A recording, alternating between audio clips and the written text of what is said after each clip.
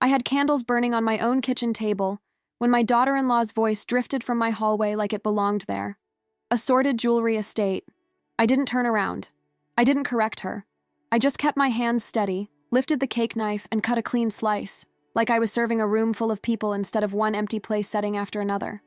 Matthew's chair stayed pushed in. Every chair stayed pushed in. No calls, no knocks. Just my oven timer and Brianna's heels clicking across my tile. Then my phone buzzed once, soft as a warning, a bank alert. I smiled the way mothers do when they refuse to give anyone the satisfaction of seeing pain, and I tapped one button that would freeze everything she thought she could touch. Tell me exactly what was changed. Tell me where you're listening from. The air smelled like vanilla and roasted chicken. Food meant for a family that didn't show. I'd set out my good plates anyway, the ones with the thin gold rim, because turning 62 felt like something worth honoring even if no one else honored it. But that wasn't the worst part.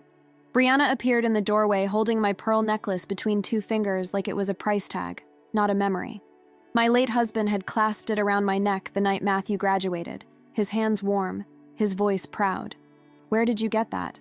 I asked, quiet. "In the dresser," she said, like my home was a hotel and I was the guest. She wasn't alone. Matthew came in behind her with that careful face he used when he wanted to sound reasonable while doing something cruel. He didn't look at the cake, didn't look at the candles, didn't say happy birthday. Instead, he set a blue envelope on my table as if it belonged beside the forks. It had my name typed on a label and a return address that made my stomach tighten, an attorney's office I recognized from my husband's old business paperwork. "It came today," Matthew said. "We thought you should see it." I slid the envelope closer with one fingertip. The flap was already creased, like someone had opened it and tried to make it look untouched. Inside, a stack of papers sat too neatly, and on top was a sticky note in Brianna's sharp handwriting. "Sign here." That's when I realized my birthday dinner wasn't a dinner at all. It was a meeting. I didn't open the papers yet. I didn't give them the satisfaction of watching me react. I folded my napkin once, precisely, and placed it on my lap like I still had time. Brianna leaned over my shoulder and said, almost casually, "We're just trying to protect you, okay? Things get complicated when estates are involved." Estates. She said it like I was already gone. I looked at the empty chairs, the uncut bread, the candles burning down for no one. Then I looked at my phone again, where the bank alert waited like a lit match. My finger hovered over the screen, and my face stayed calm. Because if they were trying to take something from me today, I needed to know what they thought they had already taken, and why that blue envelope showed up on the one day they made sure I'd be alone. So I picked it up, felt the thin ridge of someone else's fingerprints in the paper, and asked one question in a voice that didn't shake. "Who sent this to you instead of me?" Matthew exhaled like I'd forced him into a corner. "It was misdelivered," he said. "It came to our place first. Brianna forwarded it. Forwarded. Like it was harmless. Like legal paper can't change a life before you even touch it." Brianna stepped closer, pearls dangling from her fingers, and her smile tightened. "We didn't want you to get overwhelmed. That's all. Overwhelmed was what you called a toddler with too much sugar. Not a woman who'd paid a mortgage for decades, signed hospital forms for a dying husband, and filed taxes without ever missing a year." But I nodded, slow. I let them believe the nod meant agreement instead of patience. That's when I noticed something small and ugly. Brianna's purse was on my counter, unzipped, and a key ring glinted inside, my spare house key, the one I kept in a ceramic dish by the phone. I hadn't lost it. Someone had taken it. "Why are you in my bedroom drawers?" I asked. Matthew's eyes flicked to the floor. "We've been helping," he said. "You've been tired. After Dad. You know. After my husband died, they'd been generous with offers that sounded like love. Let us handle the mail. Oh, let us set up your online accounts. Let us get you groceries." It was a comfort stay of a different kind. Comfort for them, not for me. Brianna's voice turned sugary. "We set up autopay for you, remember? Just to make it easier. And the bank app, so you wouldn't have to go in person." My stomach stayed still. My face stayed still. But inside, a list began forming like a filing cabinet clicking open. Mail, keys, bank app. That's how you don't break into a woman's life. You get invited. But that wasn't the worst part. Matthew pulled out his phone and turned the screen toward me like a confession. "Mom, we got a call from someone at the bank last week. They said there were irregularities, lots of payments, cash withdrawals. They were worried." I stared at his screen and saw what he wanted me to see. A message thread with a contact saved as bank support. The tone was urgent, protective, official, except something was off. The bank's texts never used emojis. Never. Yet this thread had a little, next to safeguard plan activated. I reached for my own phone, calm, measured, and opened my alerts.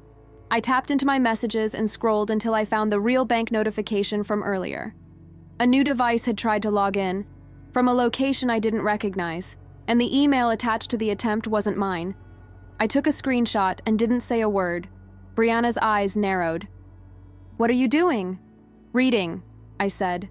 She set the pearl necklace down on the table beside the blue envelope, as if anchoring it there made it hers. "We're arranging a few safeguards," she said.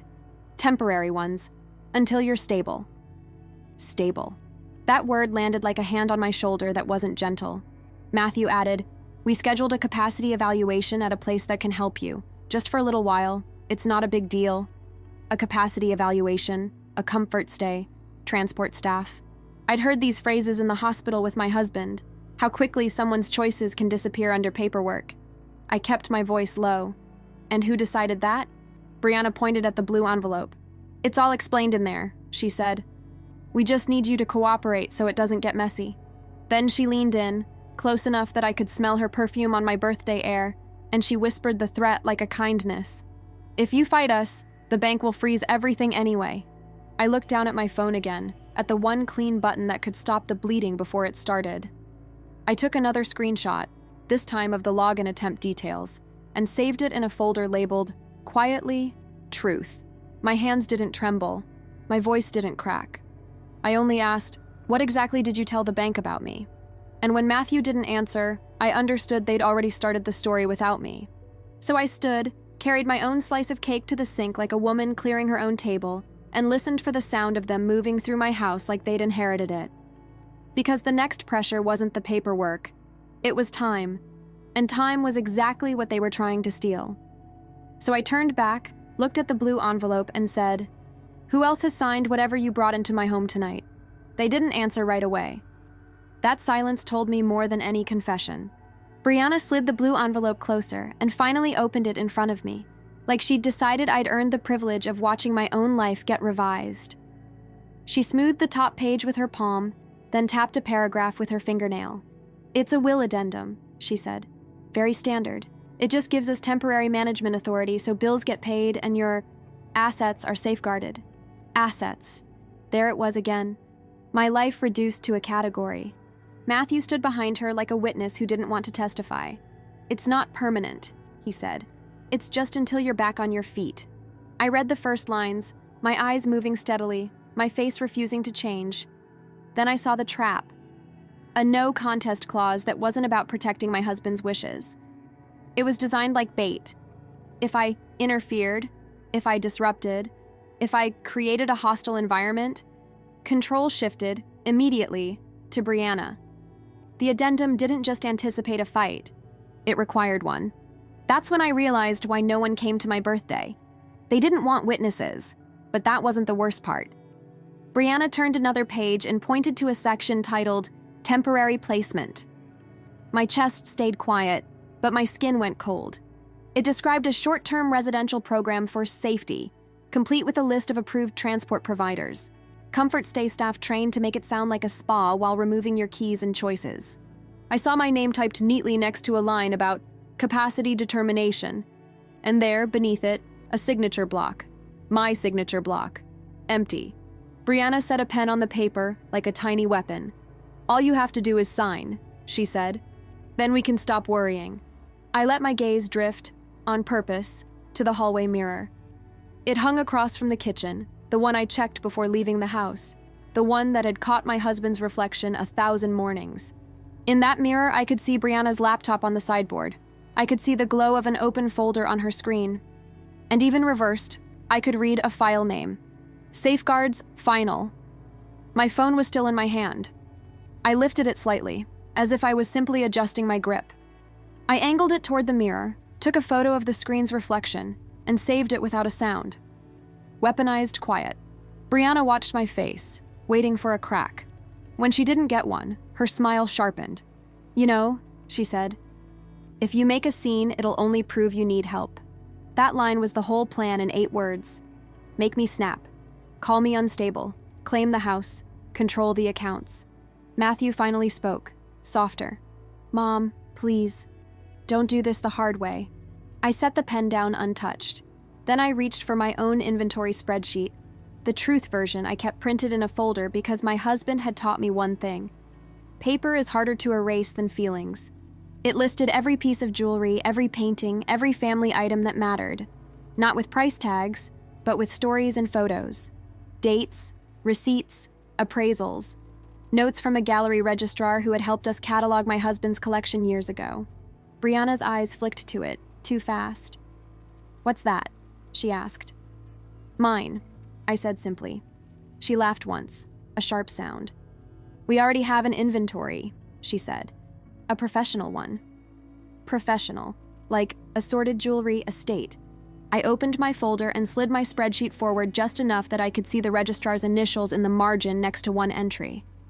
PN01. Pearl necklace. Mine. Brianna's fingers tightened on the edge of her own paperwork. Matthew's phone buzzed, and he glanced down. I watched his face change in a way he couldn't hide. "What?" I asked. He swallowed. He hesitated. "It's the bank." Brianna reached for his phone, too quick, like she didn't want me to hear. But I'd already tapped my screen. Earlier, before the candles burned down, I'd called the bank's fraud line and requested a temporary freeze on outgoing transfers until I could verify identity access in person. It wasn't dramatic. It wasn't revenge. It was a mother protecting her roof. Now Matthew's message read, "Account activity restricted. Contact branch." Brianna's eyes flashed. She leaned close, low voice, controlled anger. "What did you do?" I met her gaze calmly. "I read," I said again. "And I noticed one line." I tapped my phone and opened the screenshot of the new device login attempt. The email attached to it was almost mine. 1 letter off. A forged email trick so simple it made my throat tighten with disgust. I didn't accuse her. I didn't have to. I just slid my phone across the table so Matthew could see it. His face went pale. Brianna snapped, "That's nothing. That could be anyone." "True," I said softly. "So we'll let the bank decide." That's when I said the only sentence that mattered. "I'm going to the courthouse in the morning." Matthew's mouth opened like he wanted to argue, but Brianna cut in, voice sharp with panic masked as concern. "You can't. If you do, we'll have no choice but to move forward with placement." Placement. The word hit the air like a closing door. And suddenly the timeline became clear. Tonight was the soft push. Tomorrow was the hard shove. Brianna gathered the papers, the pen, the blue envelope like she was collecting property. She lifted the pearl necklace again, and for a moment I thought she would put it in her purse. Instead, she held it up like a trophy and said, "We'll handle the estate items. You'll thank us later." I didn't move.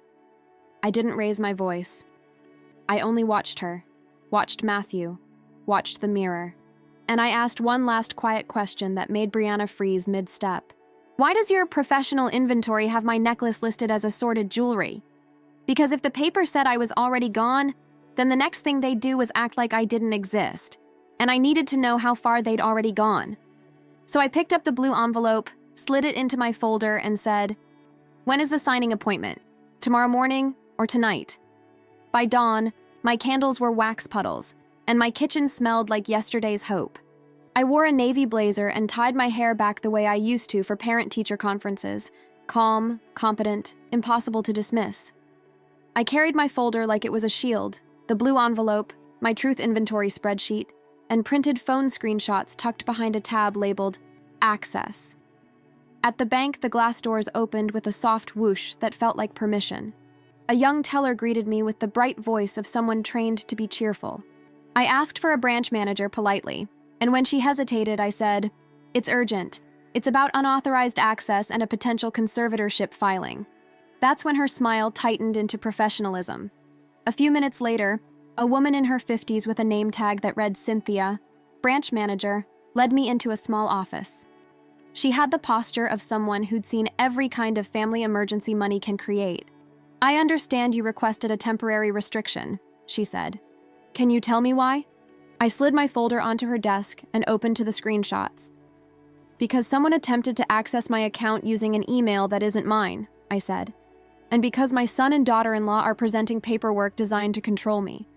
I need to verify who has authority on my accounts." Today, Cynthia didn't gasp. She didn't dramatize. She turned her monitor slightly so I could see the screen, and she began reading. Then she said the sentence that made my spine straighten. "There's an authorized user added here," she said slowly. "Not on the primary account, but on linked services. Added 2 weeks ago." I didn't blink. "Name?" Her eyes met mine. "Brianna." There it was. Evidence seed number 2, paid in cold print. But that wasn't the worst part. Cynthia clicked deeper into the log history. "The request originated from a device registered under a hotel network," she said, and then paused. "And the contact email on file was changed, briefly, then changed back." I leaned in. "Changed to what?" She read it out.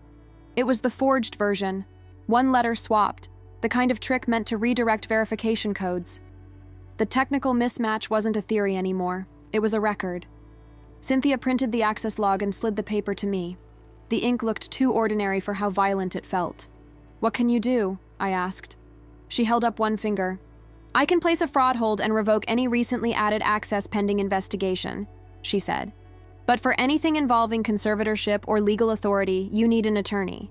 If someone files paperwork claiming you're incapacitated, the bank may receive court instructions." "I already know," I said. "And I'm not waiting for them to file first." I asked Cynthia to remove Brianna as an authorized user, lock down online access to a single verified device, and add a note requiring in-person identification for any changes. She nodded and worked with brisk accuracy, not as a savior, just as a professional doing her job. Then she handed me a receipt of actions taken, account restrictions, access revocation, and a case number. A paper trail, a lifeline. As I stood to leave, Cynthia said, "One more thing." She tapped a line on the printed log. "A request came in yesterday afternoon asking about temporary management options tied to your accounts." My throat tightened. "From who?" She hesitated the way people do when truth feels like stepping into a family fight. Then she said, "A number that matches a contact name in your profile. Matthew. My son had called the bank about managing me." I thanked Cynthia, because dignity sometimes looks like manners even when your heart is cracking, and I walked straight from the bank to the courthouse. The courthouse smelled like paper and old air. Lines, metal detector, shoes clicking on tile, people holding their lives in manila folders. I found a probate attorney's office near the court building, someone my neighbor had recommended months ago, just in case. Her name was Danielle Ross, and her credential was simple: 20 years in probate and elder law filings, printed on the wall in plain frames. She didn't hug me, she didn't pity me, she listened. I placed the blue envelope on her desk and told her what happened in my kitchen. I told her about the humiliation line, assorted jewelry estate, and how it sounded like a label on my life. I showed her the addendum language designed to trigger a no-contest trap. Danielle's jaw tightened, not with emotion, but with recognition. "This is engineered," she said. "They want you to react. They want evidence. You're unstable." I slid the mirror photo across her desk, the reflected laptop screen with the file name Safeguards Final. Danielle's eyes narrowed. "Good," she said. "You documented it without confrontation." Then I opened my truth inventory spreadsheet and pointed to the pearl necklace entry with the registrar's initials. "They're listing things as estate items that are mine," I said, "and I believe they're already moving pieces." Danielle nodded once. "We're going to file an emergency petition," she said, "and request a temporary restraining order to prevent removal of property and any forced placement until a judge reviews the irregularities." Emergency. TRO. Judge review. The mechanism teased in the title had started at the bank. Now it moved into the court, exactly where it needed to go. But that wasn't the worst part. Danielle asked, "Where are they operating from? You mentioned a hotel network in the bank logs." I told her about the comfort stay language and transport staff. I told her Matthew said evaluation was scheduled. Danielle looked at her calendar, then at me. If they have an appointment set for tomorrow, she said, we need to move today. She began drafting documents while I sat there, hands folded, breathing through the quiet. She asked for dates, names, addresses. I answered steadily, like I was reading a grocery list instead of defending my freedom. When she finished, she slid a packet toward me and pointed to the signature line, not to trap me, but to protect me. I signed with a firm hand. We walked the papers to the clerk's office. The clerk stamped them with a heavy courthouse stamp, the ink loud in the silence. Then Danielle said, "Next, we need proof of document tampering. If they swapped or altered filings, the county's IT logs can help, but we need a specific request." I thought of the bank's note about the hotel network. I thought of Brianna's laptop reflected in my mirror. A hotel terminal, a county record system, a swap. And suddenly, one more twist seed clicked into place. My neighbor had once mentioned Brianna did contract work at conferences, always at hotels, always on laptops, always networking. Danielle looked at me. "We can set a hearing request," she said, "but you need to be ready for a confrontation. They'll push you to sign something at a table in front of witnesses." A table, a folder, a pen. I could already see it. As we left the courthouse, my phone buzzed again. This time, a text from Matthew. "Mom, don't do this. They're coming to pick you up." I stopped walking.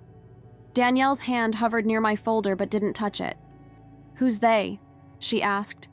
I stared at the message, then at the courthouse doors behind me, then at the street ahead, and I asked the question that mattered more than any paperwork. Are they outside right now? We didn't go back to my house. Danielle took me to her office conference room because she said one thing I'll never forget. If they want to control the setting, you change the setting. Her conference room was plain. Gray walls, a long table, a box of tissues no one wanted to use. She placed my folder in front of me like a boundary line. The courthouse-stamped TRO request sat on top, still smelling like ink. "Do not meet them alone," she said. "If transport staff shows up, we call it in. And if anyone asks you to sign anything, you don't. Not a single stroke." I nodded. Quiet. Weaponized. Then my phone lit up with a new message from an unknown number. "Comfort Stay transport is en route." My stomach dropped, but my hands stayed steady. Danielle didn't panic. She picked up her office phone and called courthouse security to confirm the status of our emergency filing. She also called a non-emergency line to document the threatened involuntary pickup as a civil dispute pending court review. No drama, just documentation. But that wasn't the worst part. The door opened, and Matthew walked in with Brianna and a man in a suit carrying a briefcase. Behind them, 2 transport staff stood in the hallway, polite faces, clipboards in hand, the kind of calm that makes it harder to say no. Brianna's eyes swept the room, landed on Danielle, and her mouth tightened. "Of course," she said. "You hired a lawyer." Danielle stood, professional, calm. "I'm Danielle Ross," she said. "I represent Mrs. Hart." Brianna smiled like she was greeting a waitress. "We have counsel, too," she said, gesturing to the man in the suit. He introduced himself with a quick handshake that didn't reach his eyes. "I'm filing contact for the family," he said, choosing words carefully, not claiming more authority than he had. Matthew looked at me, and for a split second I saw the boy he used to be, before marriage, before fear, before someone convinced him love meant control. "Mom," he said softer, "please, let's just do this clean." Brianna placed another blue envelope on the table, different from the first, thicker, with tabs. Then she set a pen beside it in the exact same spot as before, like repetition could turn coercion into routine. "This is the revised addendum," she said. "It's better for you. It keeps things private. All you have to do is cooperate. Cooperate." That word again, polite on the surface, violent underneath. Danielle didn't sit. "Before anything is discussed," she said, "we need to address the bank access and the attempted email change. There is documented unauthorized activity." Brianna laughed lightly. "There's no unauthorized activity. We were helping her." I reached into my folder and slid out the bank access log Cynthia printed. I placed it on the table without a word, just the paper speaking for me. Matthew's eyes dropped to the page. His face changed in real time as he read Brianna's name listed as an added user and the hotel network line beneath it. Brianna's smile froze. "That's a misunderstanding," she snapped. "The bank makes mistakes." Danielle pointed to the forged email attempt printed on the log. "This isn't a mistake," she said. "This is a pattern." The filing contact shifted his weight. He didn't like patterns. Patterns are what judges notice. But that wasn't the worst part. Brianna turned to the transport staff in the hallway and said, loud enough for the room, "We're ready. She's agreeing to placement." My blood went cold. Matthew started to speak, but Danielle held up her hand. "No one is agreeing to anything," she said, "and we have an emergency petition pending." Brianna's eyes flashed. "Pending," she repeated, like the word was a loophole. "Not granted." Then she looked straight at me, leaned forward, and said, "If you don't sign, I'll tell the court you're refusing care, and that proves incapacity. I'll tell them you're paranoid about your own family." My mouth stayed closed. I opened my phone and pulled up the mirror photo, the reflected laptop screen with safeguards final. Then I opened the screenshot of the unknown email mismatch. Then I opened a photo of my truth inventory spreadsheet with the pearl necklace entry. 3 pieces, 3 seeds. Brianna watched the screen and her throat bobbed once. Danielle spoke quietly, but every word landed. "We also have a request in progress for county IT logs related to document access," she said. "If filings were altered from a hotel terminal, that will be discovered." The filing contact's eyes flicked to Brianna. A quick look, like, "Did you tell me this part?" Matthew stared at Brianna now, not at me. Confusion, then fear. Brianna's mask cracked for half a second. "You can't prove anything," she hissed. That's when Danielle slid the courthouse-stamped paper forward, just enough for Brianna to see the seal. "It's an emergency TRO request," Danielle said. "If a judge signs it today, any removal of Mrs. Hart from her residence, any sale or transfer of property, and any attempt to enforce this addendum becomes contempt exposure." The transport staff in the hallway shifted, suddenly uncertain. Clipboards lowered a fraction. Brianna's voice rose. "It's not signed," she snapped, "so it doesn't matter." Danielle turned to me. "Mrs. Hart," she said, "do you consent to any transport, placement, or change of residence today?" I lifted my chin. "No," I said simply. One clean syllable. Matthew's shoulders sagged like he'd been holding his breath for weeks. Brianna's hand tightened around the pen. Then her phone buzzed, and she glanced down. Whatever she read made her eyes widen. She looked up at the filing contact and whispered, "No." He held out his hand. "Let me see," he said. She hesitated, just a beat too long, then shoved the phone toward him. His face went still as he read. Then he looked at Danielle and said carefully, "Counselor, did you already get a judge assignment?" Danielle didn't answer. She didn't have to, because at that exact moment, my own phone rang with a courthouse number on the screen, and the name that popped up beneath it made Brianna's breath catch. "Clerk's office." I stared at the ringing phone, my finger hovering over the green button, and everyone in the room went silent like they already knew the answer would change the air. So I looked at Matthew, looked at Brianna, and picked up the call. "Mrs. Hart," the clerk said, "the judge has reviewed your emergency request." And Brianna's pen slipped from her fingers onto the table with a sharp little click. What did the judge just decide? The clerk's voice stayed calm, like this was just another file in a stack. But to me, it was oxygen. "Mrs. Hart," she said, "the judge has issued a temporary restraining order pending a full hearing. You are not to be removed from your home, and no assets are to be transferred or liquidated until review." Danielle mouthed, "Good," but she didn't celebrate. She asked the clerk for the case number, the exact language, and the time of the hearing. She wrote it down on a yellow legal pad, like she'd done it 1,000 times.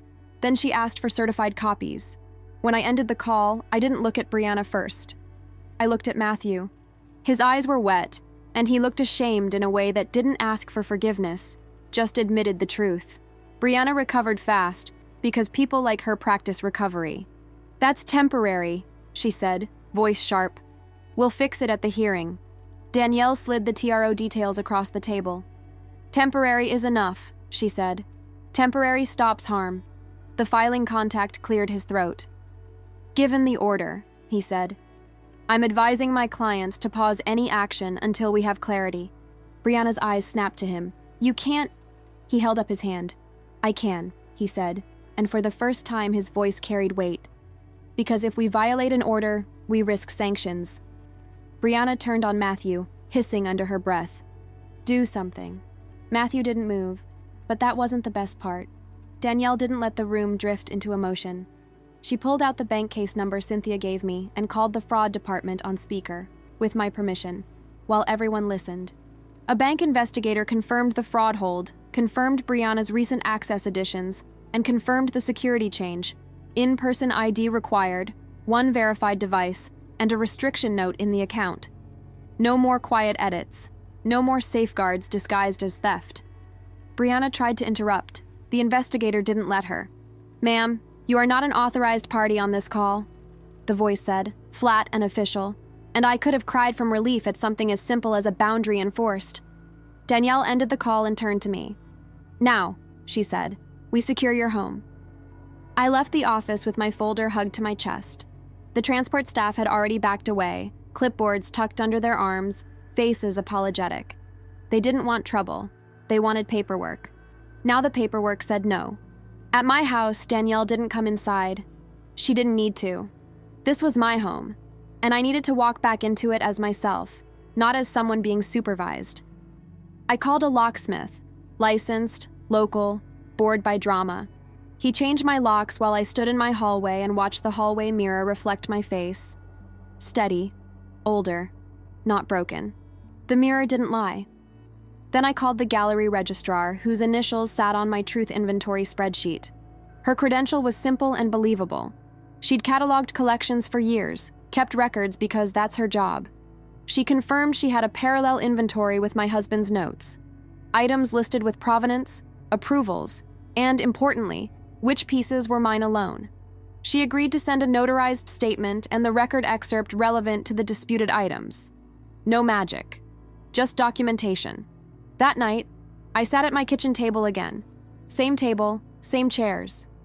But the air was different. The candles were gone. The cake was wrapped up and placed in the fridge like something I could enjoy later, on my own terms. I opened my laptop and created a new folder called House. Inside it, I saved every screenshot, every log, every scanned paper. I also wrote new rules. Matthew showed up the next afternoon alone, hands empty, shoulders heavy. He stood on my porch like he didn't know if he was allowed to enter.